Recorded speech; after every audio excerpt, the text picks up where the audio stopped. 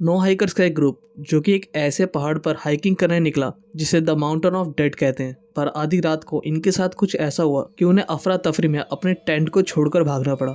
-40 degree के Celsius में कईयों ने कपड़े पहने थे, कई अंडरवेयर में थे, कईयों ने एक पैर में जूता पहना और कईयों ने नहीं भी। पर इनमें से कोई भी आज तक अपने घर नहीं पहुंचा क्योंकि सबकी लाशें काफी बुरी हालत में लोगों को मिली थी। किसी की आंखें गायब थी, किसी की जीभ, किसी के होंठ और कईयों की हड्डियां अंदर से टूटी हुई थी। इस केस को सुलझाने के लिए बड़ी से बड़ी टीम लगा दी गई। विदेशों से भी टीम आई, कई एक्सपेरिमेंट किए गए, पर इस मिस्ट्री को आज तक कोई नहीं सुलझा पाया और ये अनसॉल्व मिस्ट्री अब तक की सबसे बड़ी मिस्ट्रीज में से एक बन गई है। रशिया के यूरल माउंटेन की एक चोटी खोलाद सियाखल, जिसे माउंटेन ऑफ डेड भी कहते हैं, 27 जनवरी 1959 को 10 लोगों का एक group the mountain of dead की हाइकिंग के लिए निकले। पर रास्ते में एक की तबीयत खराब होने की वजह से उसे वापस जाना पड़ा। इन 9 लोगों की टीम को एक निर्धारित समय पर अपने पॉइंट पर पहुंचना था, पर 25 दिनों तक ये ग्रुप अपने पॉइंट पर नहीं पहुंचा और उनकी कोई भी खबर नहीं मिली।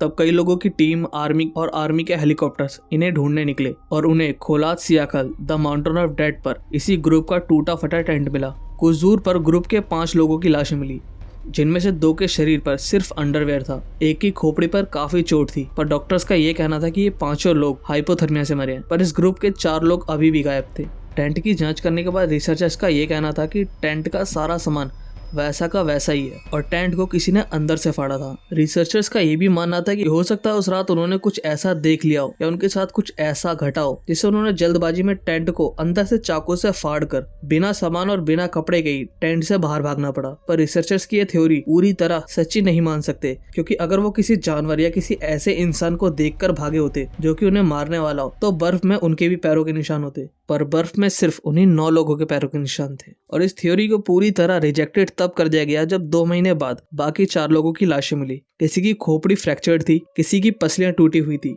एक की जीभ और होंठ नोच लिए गए थे, 2 लोगों की तो आंखें ही गायब थी और 2 लोगों ने उन लोगों के कपड़े पहने थे जो पहले मिली लाशों पर से गायब थे और कईयों के कपड़ों से रेडिएशन के अंश भी मिले। इतना सब होने के बाद भी किसी की बॉडी पर भी एक भी खरोच तक नहीं थी और ये सारी चोटें उनके शरीर के अंदर से दी गई थी। तो ये तो कंफर्म था कि ये किसी इंसान या किसी जानवर का काम तो नहीं है। इस वियर्ड केस को देखकर बड़े से बड़े रिसर्चर्स के होश उड़ गए थे। कई लोगों ने इसे एलियन से जोड़कर देखा, क्योंकि इस इंसिडेंट के कुछ टाइम पहले ही वहां पर कई बार आसमान में उड़ती रोशनी देखी गई थी। और इस ग्रुप की बॉडी मिलने के बाद उस जगह को 3 सालों के लिए रिस्ट्रिक्टेड कर दिया गया, जहां जाना बिल्कुल ही मना था। रात के टाइम आसमान में उड़ती लाइटें और इस जगह को बड़ी आसानी से गवर्नमेंट द्वारा बंद करने के बाद कई लोगों का यह कहना था कि इस केस में जरूर गवर्नमेंट का ही हाथ होगा, क्योंकि हो सकता है इस ग्रुप ने गवर्नमेंट के किसी ऐसे सीक्रेट एक्सपेरिमेंट को देख लिया हो जो कि शायद उन्हें नहीं देखना चाहिए था। धीरे धीरे इस केस पर कई सारे एक्सपेरिमेंट करे गए, कई सारी टीम बैठाई गई जो कि इसकी जांच कर सके, कई सारी मूवीज बनी, कई सारी बुक पब्लिश की गई, लोगों ने अपनी कई सारी थ्योरीज भी आगे लाकर रखी, पर कोई भी थ्योरी इस केस को आज तक पूरी तरह सॉल्व नहीं कर पाई और ये अनसॉल्व मिस्ट्री आज तक अनसॉल्व ही है।